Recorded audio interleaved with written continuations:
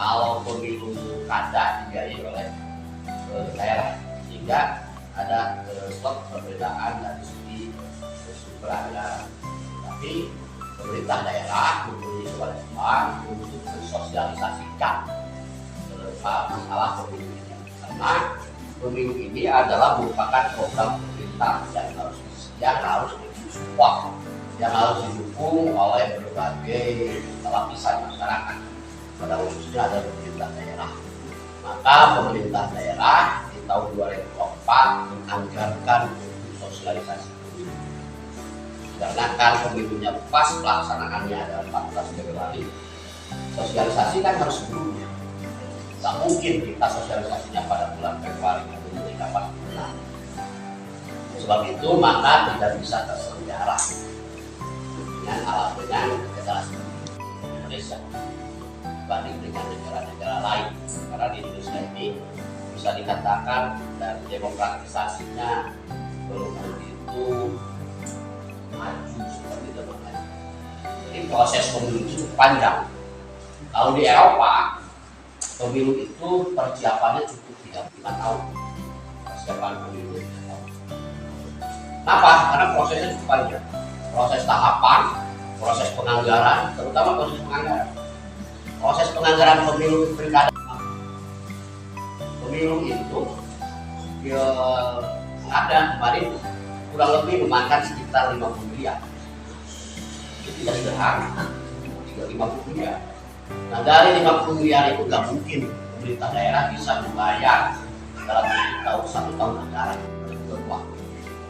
2002 menabung 30%, 2023 nabung 30%. Nah periode yang COVID itu 40% realisasinya. 2024 60%. Jadi yang 50 miliar itu penganggaran supaya harus cepat terrealisasi. Lagi-lagi dananya itu disimpannya di cash bank. Yang 50 miliar itu disimpan di cash bank melalui proses hibah. Nah, oleh sebab itu maka pada awal di bulan 3 itu oleh Kemendagri di deadline bahwa dana pemilu yang 60% harus terrealisasi maksimal 15 Maret. Oleh kita, melalui cash bank yang pada akhirnya cash bank oleh bisa kegiatan selama sampai ketika Oktober kita sudah siap-siap akan melaksanakan kegiatan karena kita sudah punya duit lagi, sudah gagaran. Tiba-tiba ada aturan lagi dari Bawaslu tidak boleh sudon baik lah kenal kawasan. Jadi hari pengawas makan subjektif lalu sudon pengawas. Jadi pada akhirnya kami tidak bisa melakukan karena sudah masuk tahapan kampanye. Ada program pemerintah. Program pemerintah itu harus disupport oleh masyarakat. Kenapa masyarakatnya perlu DTA? Saya sederhana, Pak Firman dan sangat sederhana karena saya itu rektor DTA. Saya rektor DTA jadi saya tahu bagaimana perkembangan DTA. Yang pertama, guru-guru DTA itu multi talenta. Saya tuh guru DTA multi talenta. Ayam sukses. Ya multi talentanya begini, segala itu multi talenta. Posyandu, lobana kader teh di guru DTA. Datang HUT RI tunguruskeun teh guru DTA. Datang PHBI dan tunguruskeun DTA. Jadi semua event di masyarakat guru DTA terlibat. Jadi ngurus di rumah mulai hirup, mulai lahir kalau maut guru DTA.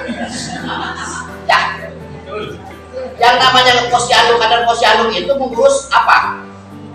Bayi harapan hidup. Berbicara harapan hidup itu kan diurusnya sejak mengandung. Ya ada kader posyandu ya. Berarti guru DTA itu mengurus sampai dari mulai harapan hidup sampai dengan yang mati. Ketika ada yang meninggal dan ditalkinkan ke guru DTA, diantarkan ke makanan guru DTA. Nah, berarti itu multi talenta. Jadi saya menganggap bahwa guru dan TK itu representasi dari masyarakat. Representasi dari masyarakat. Saya mau berbicara dapat ibu bapak, ini kisaran 60 atau 70 orang. Seperti halnya saya berbicara di hadapan orang 70.000 orang. Kenapa? Ini satu kecamatan itu siswanya 4.000. Nah, yang 4.000 itu ada kakaknya, ada bapaknya, ada ibu.